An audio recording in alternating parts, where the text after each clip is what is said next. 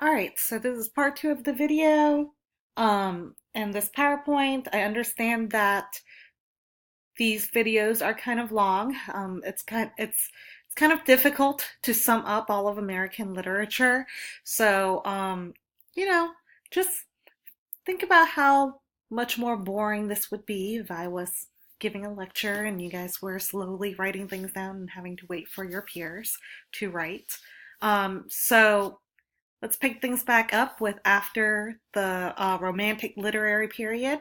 The next major history moment is the Civil War.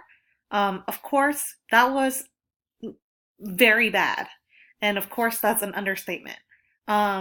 The main thing about the Civil War was how divisive it was for the country at the time.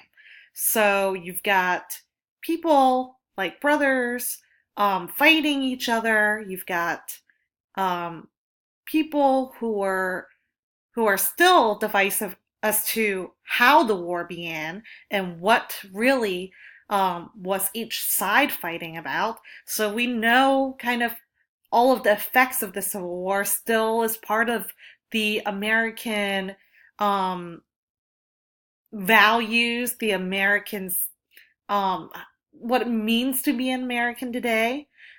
So that is something that, of course, would also influence the literature at the time. So after the Civil War, people realized kind of how horrible life can be. Um, Photography was a technology that came to be during this time. So people saw newspapers that had actual pictures of and photographs of the devastation of the Civil War, seeing a lot of men kind of like their bodies on the ground. Um, the realistic period was also influenced by the rough conditions of the Second Industrial Revolution. We've got a lot of child labor and a lot of factories that were unsafe, and people really rallying up to fight some of those horrible working conditions at the time. So, because of how real life was, how horrible things can truly be, it was really difficult to write about just people's emotions and the fantasies of the Romantic period. So instead, people wrote about what happened around them, realistic stuff, normal everyday stuff, stuff that wasn't about heroes, stuff about ordinary beings and the tough life that people lived. So you still have attention to individuals' uh, thoughts and the feelings and their motivations, but all of those became just detailed in a way that kind of mimicked real life. We called this really big word verisimilitude. Important author at this time was Kate Chopin. You read her for your summer reading, The Awakening, so you know that how descriptive she can be about this one woman's life and the relationships that she had. And a sort of offshoot of the Romantic period was the Naturalistic period. And the Naturalistic period is really concerned with Darwinism, and the idea that life can be very, very exciting and happy, but it can also be really devastating. And most importantly, nature does not care. Nature survives even when humans don't. So, a very important naturalistic author would be Mark Twain. He wrote The Adventures of Tom Sawyer and The Adventures of Huckleberry Finn. And in particular, The Adventures of Huckleberry Finn was concerned with the Mississippi River and how that river thrives even when Huckleberry Finn was having kind of his own little adventures that could be very dangerous for this young boy. So another major history moment would be World War One. And now that type of devastation was not just confined to the United States, but to the entire world. and having to send those soldiers, those men, off to a country kind of farther away from across the ocean and letting them um, go there to fight a war that seems very distant, but at the same time, because of technology, it was still very evident to see in those photographs. So, not just Americans, but maybe even people of the entire world were feeling disillusioned and restless. A lot of the American writers during that time became expatriates, which meant that they immigrated to Europe, kind of fled America.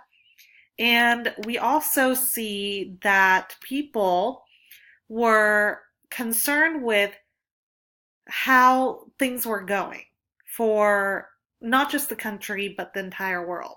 Um, the Industrial Revolution had benefits, but at the same time, those same drawbacks, like poor working conditions, the rich getting richer, the poor getting poorer, um, those American ideals about dreams and being able to succeed because you have those opportunities that seem to be fading when it seems like the world around you is crumbling.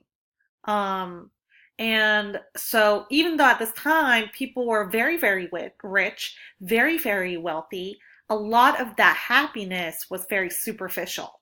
So, people threw a lot of parties, they listened to jazz music, but feeling kind of empty on the inside. There was that party culture, and they wrote about that party culture, but that party culture we'll see has very intense consequences. So now people were thinking about what is the point of all this if life is so easy to become so horrible so quickly?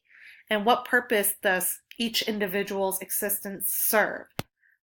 One important author during this time would be Ernest Hemingway. He wrote The Sun Also Rises. He wrote A Farewell to Arms. And all of this type of literature made you think in a way that was very different. The theme was not spelled out. It's very much the work of the reader to interpret what was going on in the story themselves. And a lot of things were implied in the subtext instead of being straightforward with what the story was really about.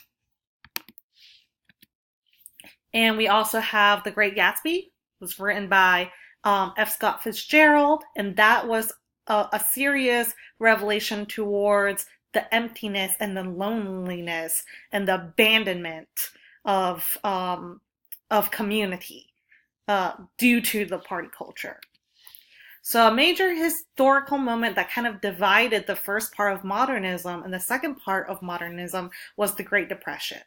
And that led to the second part of the modernism period, which was really concerned with how economic prosperity from the first part of modernism really affected how people saw that major downfall of the American stock markets in the second half of modernism.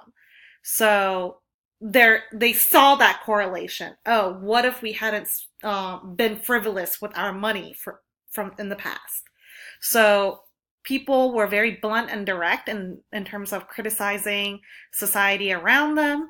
John Steinbeck talked about how people discriminated not just on race, gender, but also on things like abilities, such as mental illnesses, things like that. And it really showed how extreme people's hardships can be during this time. So really getting to the gritty of what a person's life can be like in America. So John Steinbeck was a major author during this time. He wrote Of Mice and Men and The Grapes of Wrath. Another important historical moment was, of course, World War II. And that was even more devastating because in World War I, yes, lots of people died, But in World War II, you're now thinking about how one bomb can destroy an entire region. So that post-war period, that type of literature that came about was really delving deep into how people cannot control a lot of themselves or society or anything, really. So feeling that life is pretty futile. So of course that leads to a lot of depressing feelings. So the works were concerned with insanity, and insanity works about mental illness and a rebellion against the pressure of perfection in 1950s society. So people were thinking about, and this is really leading into the hippie period, really. So when we're talking about rebellion, that's what we're really talking about. Rock and roll, fighting against the man, that type of thing. All right, and of course, works that highlighted issues of civil rights, because this is right at the height of the civil rights movement. And then also works that were about how Americans were dealing with the communism threat. All right, so the major authors during this time would be Kurt Vonnegut. He wrote Slaughterhouse-Five. Ralph Ellison, who wrote Invisible Man, and Arthur Miller, who wrote The Crucible and Death of a Salesman. We will be reading The Crucible in this class. And then the next came the confessional period. The confessional period were really letting women in particular confess about the self, who they are, the things that they feel, why they feel like they are who they are. So this confessional period, kind of similar to the romantic period in the way that you kind of just spew out all of your emotions. So that that literary period was led by an author like Alice Walker, who wrote The Color Purple. And then the last literary period that we're talking about is postmodernism. Postmodernism is crazy, okay? So what I mean by that is that type of writing has really no rules. Anything goes. You've got temporal distortion, which means really screwed up timelines, all right? Maybe there is a few paradoxes, some time traveling, unreliable narrators, internal monologue, metafiction. So we're talking about the story is aware that it is a story. Absurdism, so making fun of just random stuff, just completely wacky stuff. Breaking rules in terms of the conventions of writing, so breaking grammatical rules, and also still at the same time having that gritty realism, but also mixed with this insane distortion of reality. The authors during this time, and still today, these authors still live, would be Toni Morrison, who wrote Song of Solomon and Beloved, Cormac McCarthy, who wrote The Road and All the Pretty Horses and Blood Meridian, and Tim O'Brien, who wrote The Things They Carried. And that is it. We made it through. Yes. So at this time, I would look back at that document with the Cornell notes so that you know how to summarize your Cornell notes and do the questions. All right, thank you.